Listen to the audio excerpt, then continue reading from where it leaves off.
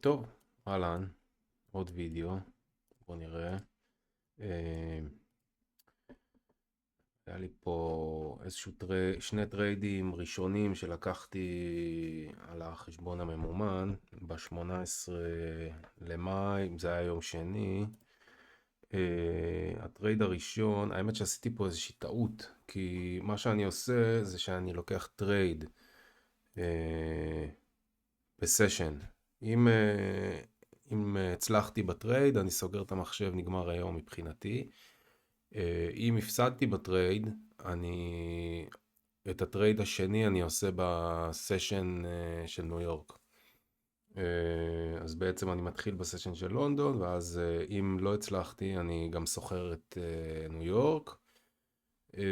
ברייק איבן מבחינתי זה כאילו לא היה טרייד, אז אם יצאתי ברייק איבן בטרייד הראשון, אני ממשיך על אותו סשן לטרייד השני, ואם הפסדתי בו, אז אני עובר לסשן הבא.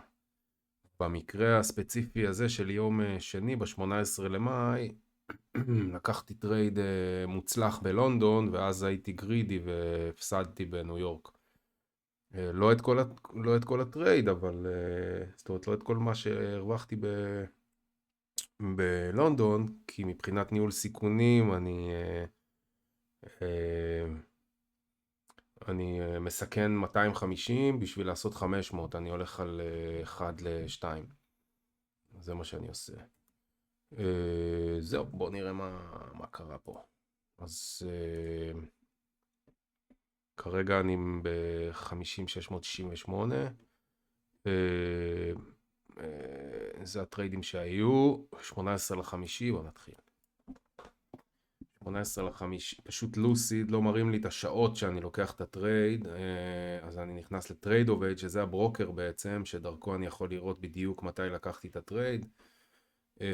אפשר לראות שהטריידים היו ב-MNQ, 18 לחמישי, ב-10:30, זה הסשן של לונדון.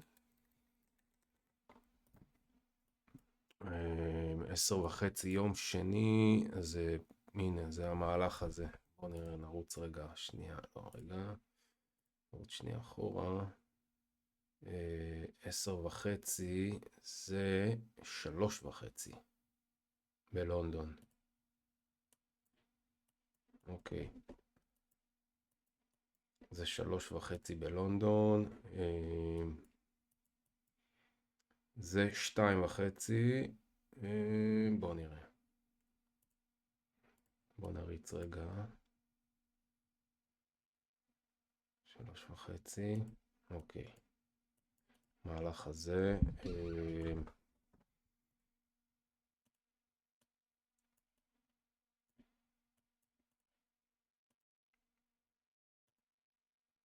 אוקיי, זה מה שקרה פה בעצם. היה לי אזור עניין בנרות השעתיים. אני ארד רגע, לפני שאני מראה באינדיקטור, אני ארד רגע לגרף השעתי, ובעצם מבחינתי,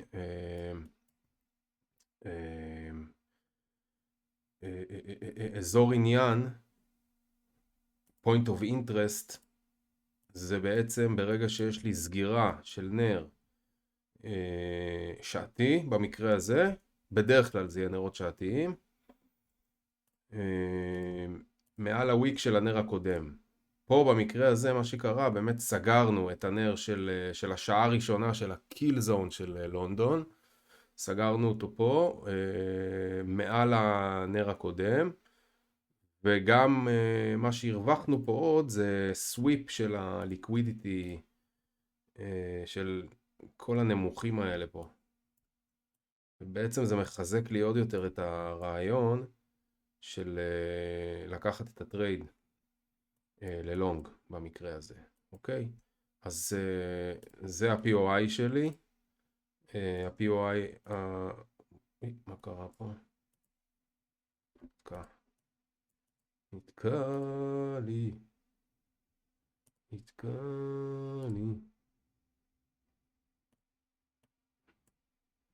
אוקיי. שוב, בואו נעשה רגע. אוי. אוקיי, לא יודע מה קרה פה. חזרה. נלך ל-18 למאי. שנייה. אוקיי, 18 למאי. אמרנו סשן לונדון. רגע, 18 למאי. הנה הנקודה הזאתי. והטרייד שלקחנו.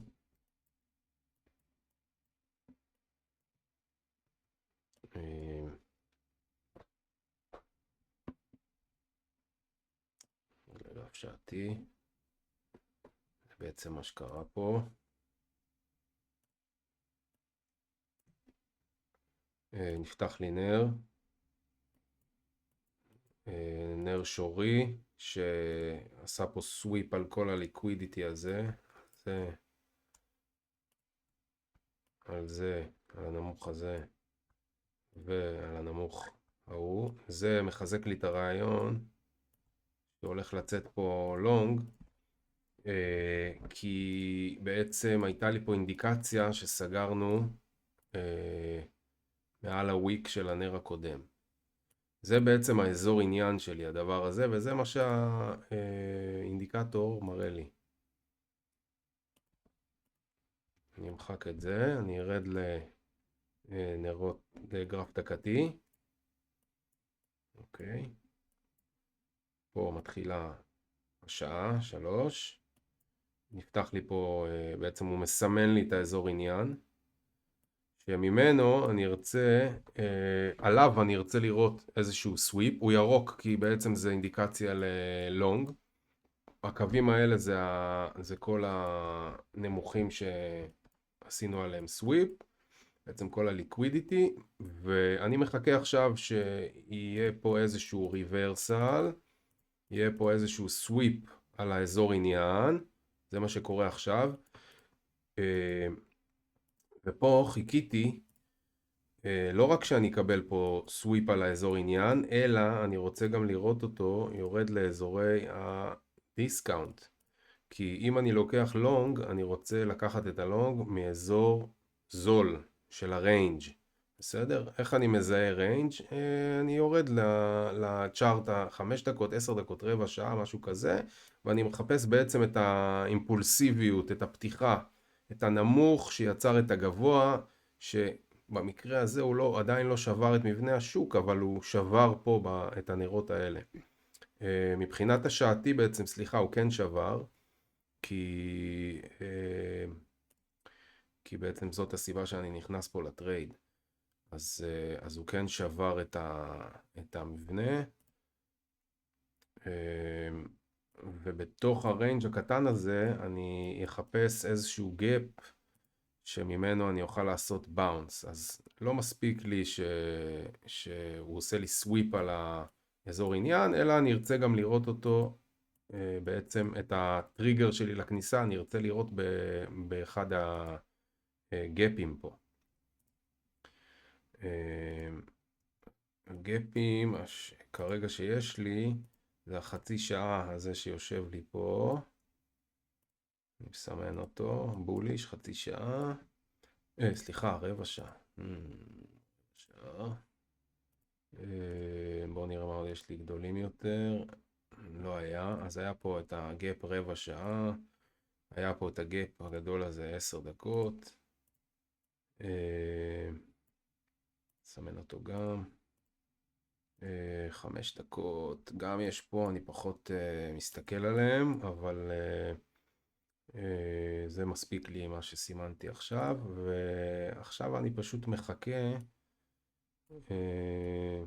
לכניסה לתוך אזור הדיסקאונט, מתחת ל-50% של הריינג'. זה הדיסקאונט, זה הפרימיום, אפשר לסמן את זה גם עם הגן בוקס, עם הכלי הזה, שהוא מסמן לי בעצם, כל האזור האדום זה אזור הפרימיום היקר, וכל האזור הזה זה האזור הזול. מפה אני ארצה לקחת לונגים, מהאזור הזה אני ארצה לקחת שורטים. משהו קרה ועוד פעם נתקע לי הצ'ארט.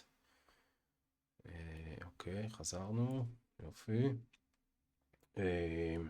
וזהו, אני כרגע בקילזון של לונדון, בשעה השנייה שלו, הוא מתחיל מ-2 בלילה שעון ניו יורק עד 5 לפנות בוקר שעון ניו יורק.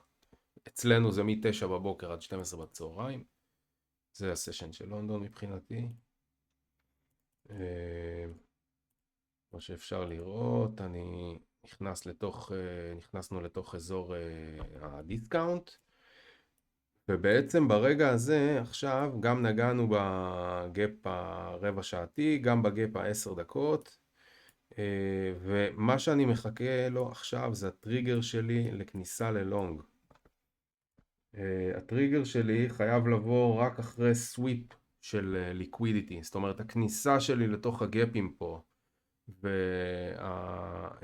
והכניסה לאזור הדיסקאונט זה לא מספיק לי, אני רוצה לראות עוד איזשהו סוויפ של ליקווידיטי שישכנע אותי, ומה שהיה לנו כאן זה הנמוכים ה-relative equal lows פה שישבו,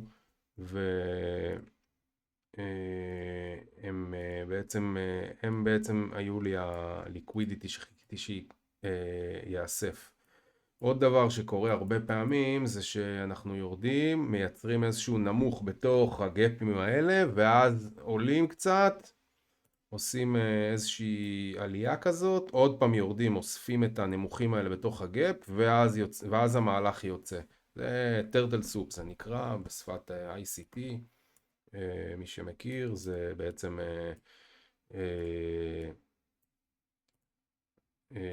בעצם נמוך או גבוה בתוך גאפים גדולים. אוקיי. אז מה שקרה לנו פה בעצם זה שהליקווידיטי שלי זה היה הנמוכים הכמעט שווים האלה, שהם בעצם מייצרים אזור של נזילות מאוד מאוד גדול. אנשים מתמקמים פה עם טריידים, גם אנשים שרוצים לצאת ללונגים וגם אנשים זה בעצם מדמה איזשהו אזור תמיכה. אזור תמיכה שבעצם אנחנו נתמכים עליו, וזה הנדסת נזילות מה שנקרא. זה לא אמיתי, זה לא באמת. האלגוריתם מהנדס את זה, או הבנקים או whatever, הם מהנדסים את המבנה הזה, את הפאטרן הזה, כדי שאנשים יתמקמו פה, ואז מה שקורה, אנשים שמים פה סטופים, ואז הם באים ואוספים עושים טריגר על הסטופים שלהם. זה בעצם הנזילות שנמצאת בשוק. אוקיי, אז המהלך הבא שלי בעצם הוא לחכות לטריגר שלי לכניסה. אני נכנס או על CISD או על Fair Value Gap, על Inverse Fair Value Gap, על גרף דקתי. אם אני עובד על השעתי, אני עובד על הצ'ארט השעתי, אני אסתכל על דקה.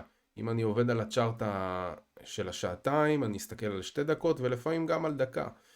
ואם אני עובד על הצ'ארט של 4 שעות, אני אסתכל על 5 דקות. גם לפעמים על הקטנים יותר. כי אני בעצם מחפש איזושהי אינדיקציה לכניסה, את הטריגר שלי. הטריגר שלי הוא או Inverse או CISD.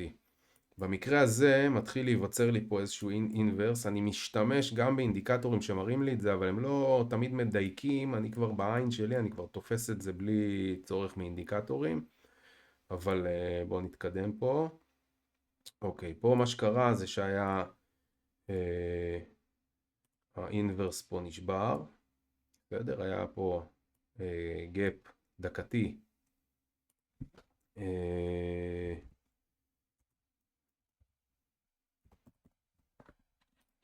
שנשבר, והדבר הזה בעצם זה הטריגר שלי לכניסה.